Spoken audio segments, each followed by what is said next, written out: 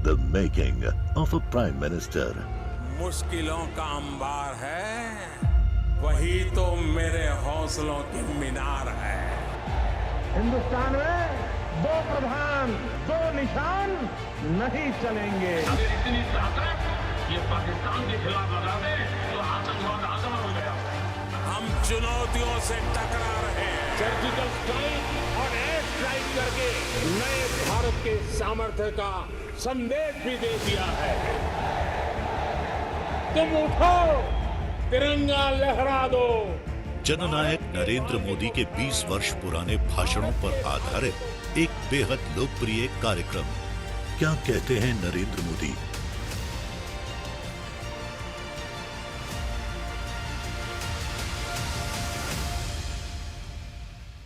नमस्कार, मैं हूं आपके साथ सुरभि तिवारी।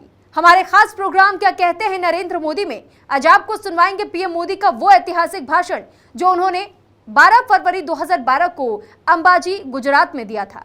मोदी जी ने अपने भाषण में कहा कि मैं सत्य के सामने 100 बार झुकने को तैयार हूं, लेकिन झूठ के खिलाफ जंग करना मेरी फितरत है और कांग्रेस को सत्य स्वीकार करने में बहुत दिक्कत होती है क्योंकि कांग्रेस ने पहले से ही बहुत झूठ बोल रखे थे। मेरे शब्द बड़ी गंभीरता से लिख लीजिए। कल से ही देखना आप, 24 घंटे के भीतर भीतर ये जितने लोग 10 साल से गुजरात की बुराई कर रहे हैं, गुजरात को बदनाम कर रहे हैं, गुजरात पर गंदे गली झूठे आरोप लगा रहे हैं, ये सारे लोग पूरी जमात 24 घंटे के भीतर भीतर फिर एक बार गुजरात को बदनाम करने के लिए पूरी ताकत के साथ मैदान में उतरेगी। क्योंकि सद्भावना मिशन की सफलता उनको हजम होने वाली नहीं है, उनको बेचैन बना रही है कि ये कैसे हो सकता है। हमने तो गुजरात को ऐसा पेंट किया था, लेकिन गुजरात तो कुछ और है। हमने तो मुसलमान को लिए कह दिया था, लेकिन यहां तो लोग गले मिल रहे हैं। हमने ईसाइयों के लिए कहा रहा था, लेकिन यहां तो ईसाई भी साथ चल रहे हैं। एक गुजरात की एकता, गुजरात की शांति, गुजरात का भाईचारा, ये सद्भावना मिशन के माध्यम से ये शक्ति के जो दर्शन हुए हैं, इससे ये लोग, मुट्ठी भर लोग चौंक गए हैं। और मेरा एक एक शब्द सही निकलने वाला है। ये पूरा फरवरी महीना वो चैन से नहीं बैठेंगे, हर चीज नई उछालेंगे, झूठी चीजों को करेंगे, एक तरफा करेंगे। मैं गुजरात के सभी भाइयों बहनों से इस अंबाजी की पवित्र धरती से कहना चाहता हूं, 10 साल से भी तीखे हमले होंगे, उन हमलों को भी सत्य के माध्यम से हम परास्त करके रहेंगे। सत्य के आधार पर उनको नेस्त नाबूद करके रहेंगे, ये मैं विश्वास दिलाना चाहता हूं। भाइयों बहनों, मैंने हर बार कहा है, मैं सत्य के सामने 100 बार झुकने को तैयार हूं, लेकिन झूठ के खिलाफ जंग करना ये मेरी फितरत है। हम झूठ के खिलाफ लड़ने वाले लोग हैं, हम सत्य के सामने समर्पित होने वाले लोग हैं। कितना झूठ चलाओगे, मेरे इस अच्छे भले राज को कितना बदनाम करोगे आप लोग, और कब तक करोगे? कहो ना खुदा से कि लंगर उठा दे, हम तूफान की जिद देखना चाहते हैं।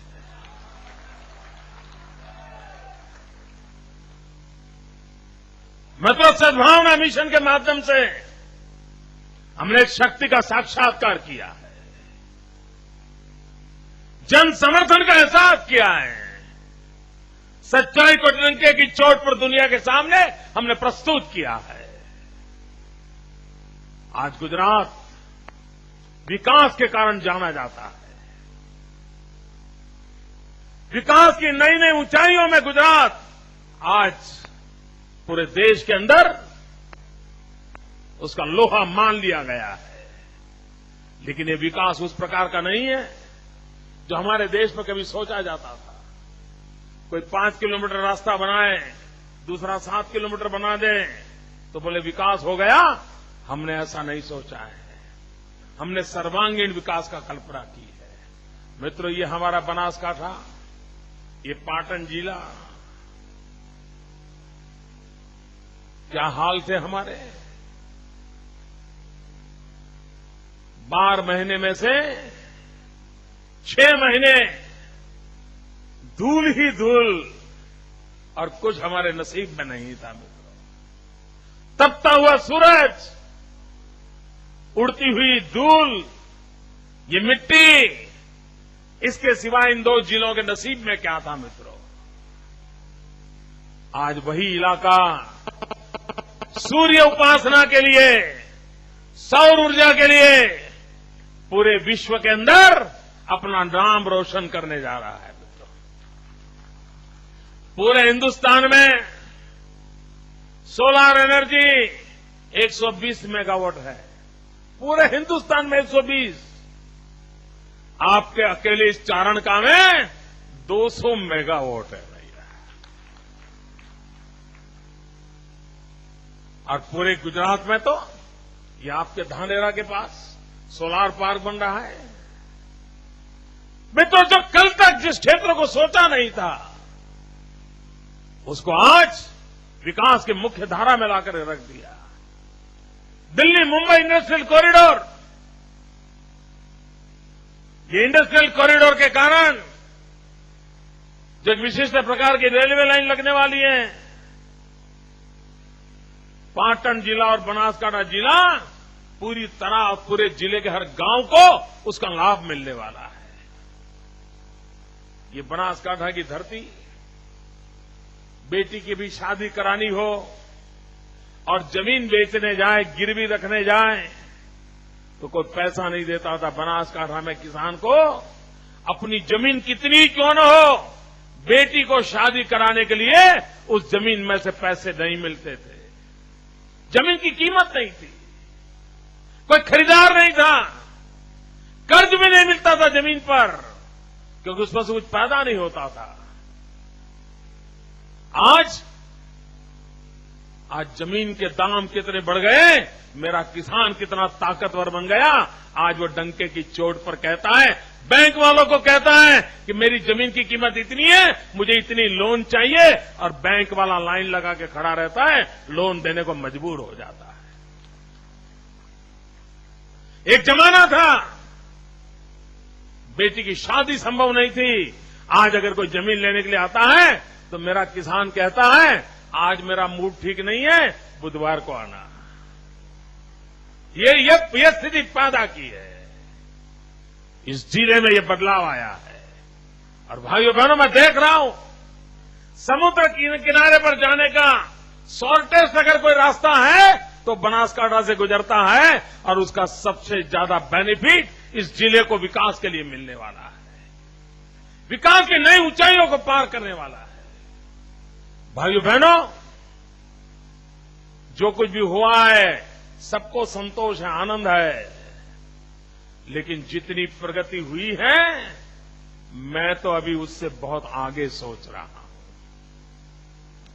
मैं इससे संतुष्ट होने वाला इंसान नहीं हूं। मुझे तो यहां समृद्धि इतनी लानी है कि दुनिया के देश चौकन्ने रह जाए कि एक राज्य इतना आगे बढ़ सकता है। ये सपने देख करके मैं मेहनत कर रहा हूं, और मैं खुश हूं 6 करोड़ नागरिकों ने जो समर्थन दिया है। हिंदुस्तान में राजनीतिक अस्थिरता ये सहज स्वभाव बन गया है। गुजरात में भी 2 साल 2.5 साल से ज्यादा मुख्यमंत्री नहीं रहते थे। आज मैं 11वें साल में भी आपके प्रेम को पा रहा हूं। ये राजनीतिक स्थिरता, ये पॉलिटिकल स्टेबिलिटी, नीतियों की स्टेबिलिटी, विकास की गति, प्रगति के नए नए अंक, ये बातें हैं जो आज सारे विश्व में गुजरात का लोहा मनवाने के लिए दुनिया को मजबूर कर रहे हैं।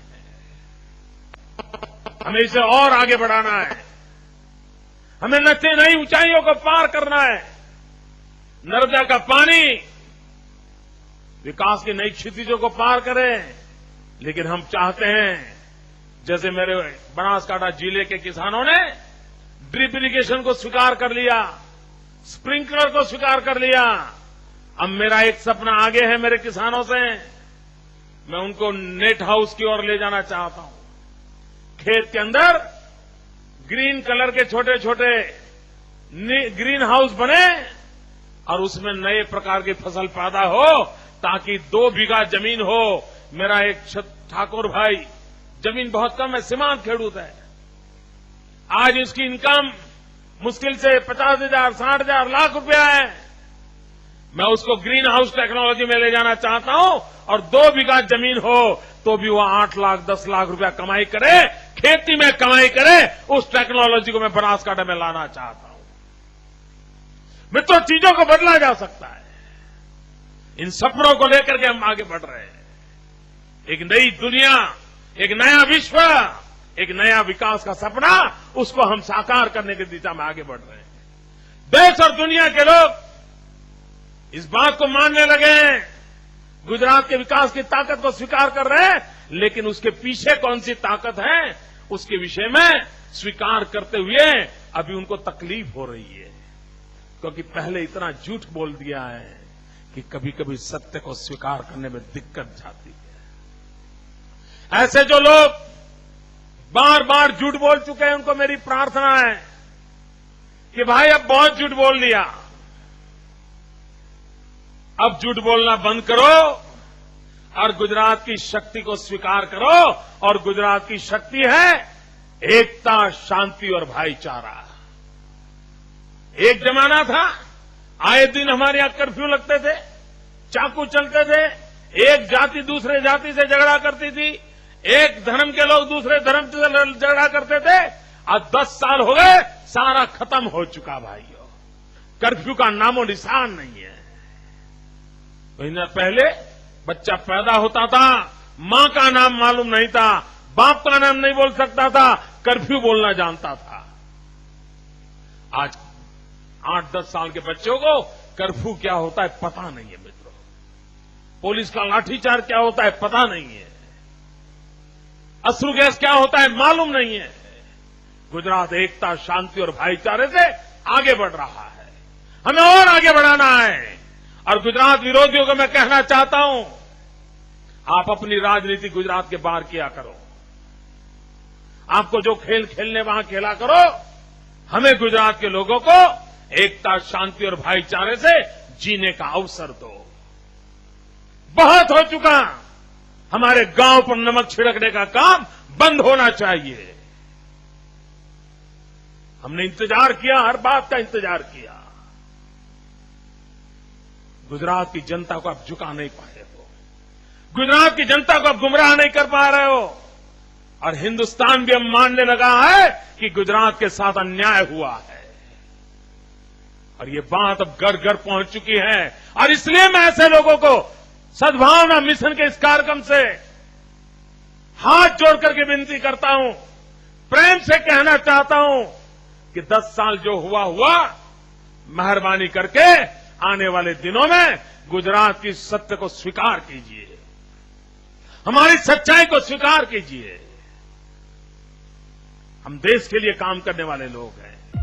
The making of a Prime Minister. मुश्किलों का अंबार है, वही तो मेरे हौसलों की मीनार है।